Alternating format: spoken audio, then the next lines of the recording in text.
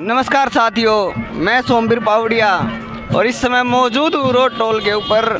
आज किसान आंदोलन का 73वां दिन है और आज चक्का जाम किया गया है। पूरे भारतवर्ष के अंदर से आज किसानों के हित में समर्थन आया हुआ है। हर गली, हर मोड़, हर चौराहे, हर गांव के ऊपर चक्का जाम किया गया है। और आज आप ये देख पा रहे हैं, अभी हम रोड टोल के ऊपर मौजूद हैं और किसान आंदोलन जो पिछले 73 दिन से चला हुआ है, दिल्ली के ऊपर किसान बैठा हुआ है और सरकार अभी तक सुनने के लिए तैयार नहीं है। कल मैंने राष्ट्रपति जी का अभिवादन सुना, प्रधानमंत्री जी का भी सुना, कृषि मंत्री जी का भी सुना और भी अनेक मंत्रियों का अभिवादन सुना, लेकिन उस अभिवादन के अंदर कहीं भी किसानों का जिक्र नहीं किया गया है। कहीं भी किसानों के बारे में बात नहीं हो रही है। कोई भी भारतीय जनता पार्टी का नेता किसानों के बारे में बात नहीं कर रहा है। तो क्या है, किसान आंदोलन ऐसे ही चलता रहेगा? जो सरहदें हमारे देश की सीमाओं के ऊपर होनी चाहिए थी, वो सरहदें दिल्ली के अंदर बनाई जा रही है, नोकली तार लगाई जा रही, कंक्रीट बिछाई जा रही है। जो किसान 73 दिन से इस आंदोलन को इतने शांतिपूर्ण ढंग से चलाए हुए हैं, देश की अर्थव्यवस्था का नुकसान नहीं हो रहा, अपनी मांगे मांगने का उन्हें अधिकार है, वो अपना अधिकार मांग रहे हैं और ये सरकार अभी तक इनकी सुन नहीं रही है। ऐसा क्या है? हम पूछना चाहते हैं माननीय प्रधानमंत्री जी से भी, ये मेरे सवाल नहीं है, जनता के सवाल है कि ऐसा देश के अंदर क्या हो रहा है। आपका पूरा पार्लियामेंट के अंदर एक बार किसानों का जिक्र नहीं करते हैं। आप अभी आसन के अंदर मेक इन भारत की बात करते हैं, आयुष्मान भारत की बात करते हैं, लेकिन किसानों के बारे में बात नहीं करते हैं। आज विपक्ष पार्लियामेंट के अंदर आवाज़ उठाता है तो आप सुनने के लिए तैयार नहीं है। आप किसान आंदोलन को किसान आंदोलन नहीं मान रहे। अरे जो इंसान हरियाणा, पंजाब, यूपी का पिछले 73 दिन से सड़क के ऊपर बैठा है, आप उस आंदोलन को आंदोलन नहीं मान रहे हैं। आप कह रहे हैं आंदोलन नहीं है। पिछले 11 दौर की मीटिंगें हो गई है सरकार के साथ और कल कृषि मंत्री जी अपने अभिभाषण में कहते हैं कि 11 दौर की मीटिंग में हम ये नहीं समझ पाए कि इस किसान आंदोलन के अंदर काला क्या है, जो काले कानून इनके अंदर काला क्या है। आपने 3 जो कानून बनाए हैं, हम उनके बारे में बता देते हैं। एक ट्रेडमार्क कानून है, एक भूमि संशोधन कानून है और एक जो हमारी मंडी है उनके ऊपर कानून है। ये कानून तो पहले भी हमारे देश में थे, लेकिन इनके अंदर आपको संशोधन करने की क्या आवश्यकता थी? ऐसे और भी तमाम सवाल जुड़ जाते हैं भारतीय जनता पार्टी से। क्या ये सरकार तानाशाही कर रही है? क्या ये सरकार किसानों की सुन नहीं रही?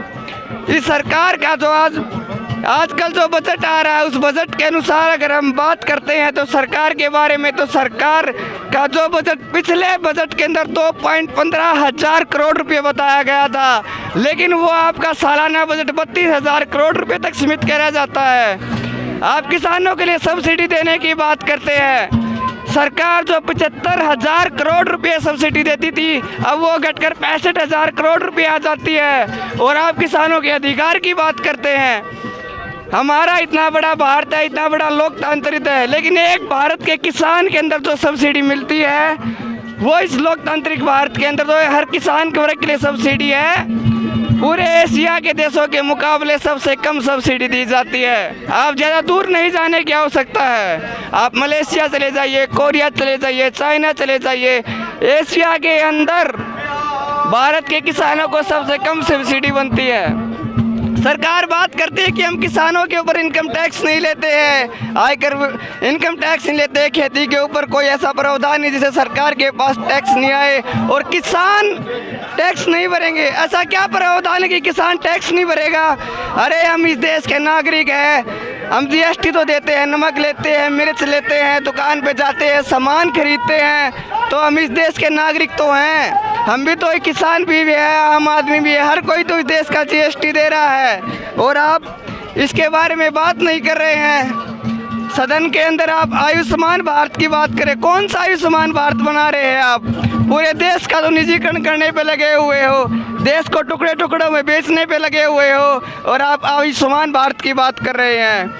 देश का नौजवान, जिस देश की 65% नौजवान जनसंख्या है, उसका 33% युवा सड़क के ऊपर झंडा और डंडा लेकर खड़ा है। और आप आयुष्मान भारत की बात करते हैं। आप इस देश को टुकड़े टुकड़ों में बेचने लग रहे हैं। LIC बेच दिया, भारत पेट्रोलियम बेच दिया, IDBI बेच दिया, और आगे आप 40% और देश को बेचने की बात करते हैं। जिस पिछले बजट के अंदर आपने हमारे देश की जिन कंपनियों का निजीकरण किया था, उसके अंदर आपने अपने अक्षरों में बताया था कि देश की सरकार को 2.15 हजार करोड़ रुपए का फायदा होगा और भारत एक विश्व गुरु बनने की तरफ पहुंचेगा।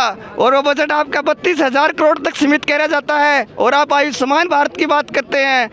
ऐसे ही तमाम मुद्दे जुड़ गए हैं इस सरकार से इस समय, जिनके ऊपर चर्चाएं आज देश के अंदर चल रही है। इतना बड़ा किसान आंदोलन है, भारत के अंदर संयुक्त रूप से चला हुआ है। हरियाणा में है, पंजाब में है, यूपी में है, बिहार में, आज भारत के कोने कोने के अंदर है। और आप आंदोलन को आंदोलन नहीं मान रहे हैं। किस प्रकार की किले बिछा रहे हैं, इंटरनेट सेवाएं बंद कर रहे हैं ताकि कोई ये जो सूचनाएं हैं आंदोलन की आदान प्रदान ना हो सके। इस प्रकार के तमाम मुद्दे हैं। विदेशी समर्थन आना शुरू हो गया है। सोशल मीडिया को आप बंद कर रहे हैं। अरे किसान ने ऐसा क्या कर दिया, उस सड़क के ऊपर पिछले 73 दिन से बैठा है। कोई बात करता है कि किसान को खालिस्तानी बता रहे, पाकिस्तानी बता रहे हैं। अरे जिस देश की GDP जब आपने कार्यभार संभाला था -6 थी, आज उसका -7 में ले आए हो। 20% GDP को किसान संभाले हुआ आ रहा, जो किसान सड़क के ऊपर बैठा है। आप किसान के बारे में चर्चा नहीं कर रहे हैं।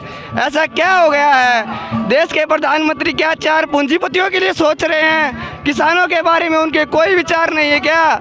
अरे जिस देश की 40% जनसंख्या मजदूर वर्ग से है, आप उसको भिखारी बनाने पे तुले हुए हो। जिस देश का मिडिल वर्ग, किसान वर्ग मेहनत करके खाता है, आप उसको रोड पे लाने के लिए तुले हो। और आप आयुष्मान भारत की बात कर रहे हो, आप मेक इन इंडिया भारत की बात कर रहे हो, आप भारत को विश्व गुरु बनाने की बात कर रहे हो। जिस देश को समेटने के लिए 70 साल लग गए थे, जिस देश को 70 साल से समेटने के लिए, वही दीनदयाल खड़ा है, वही IMT खड़ी है, वही देश के इंजीनियर खड़े हैं। आप क्या कर रहे हैं? आप हमें ज़रा बताइए। इस देश के इंजीनियरिंग को आप पकौड़ा लगाने के लिए बोलते हो, PhD लड़कों का आप छोटा हाथी चलाने के लिए बोलते हो। क्या यही आयुष्मान भारत है? अरे जिस देश के अंदर किसान वर्ग, जिस देश की आर्थिक स्थिति किसान वर्ग के ऊपर रुकी हो, आप उस किसान आंदोलन को आंदोलन नहीं मान रहे हो। आप किस प्रकार की बातें कर रहे हो?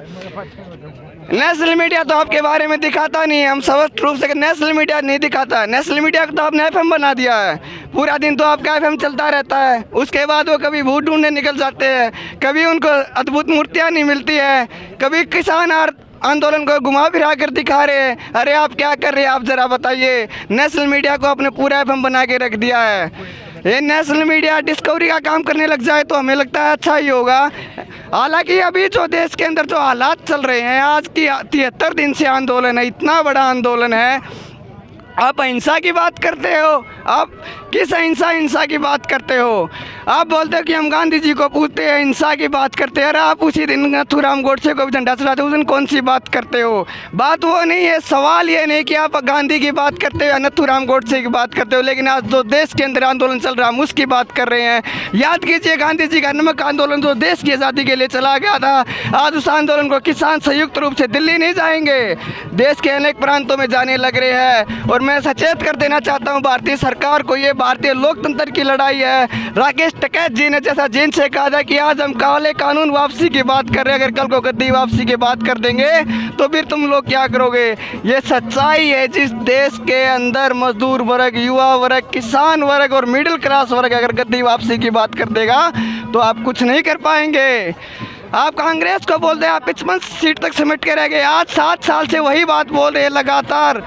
2019 से एक ही बजट दिखा रहे हैं, 2019 में पॉलिसियाँ लाते हैं, 2019 आज 21 में आप ये बता रहे हैं उन पॉलिसियों की हमने इनके लिए बजट दे दिया है, अगले 5 साल तक हम इनके लिए काम करेंगे। इस प्रकार के तमाम मुद्दे जुड़े हुए हैं। ये अनेकों मुद्दे हैं देश के लिए। मैं कामना करता हूं कि आप जल्दी ही काले कानूनों का हल करें, किसान का हल करें, किसान वर्ग के बारे में बात करें। तब तक के लिए आपका दिन शुभ हो, यात्रा मंगलमय हो। जय हिंद, जय भारत।